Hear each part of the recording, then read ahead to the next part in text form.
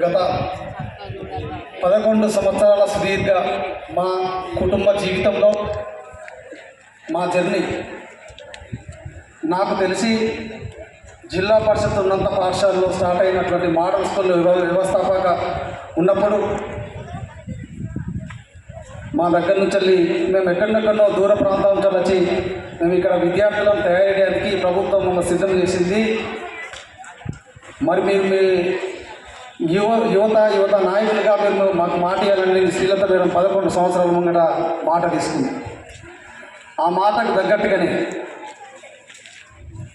అనేక సమస్యల్లో చెట్ల కింద చదువు చెప్పుకోవడం కాంచెల్ని షురూ చేస్తే మాకు కనీసానికి మేడాలకు కూడా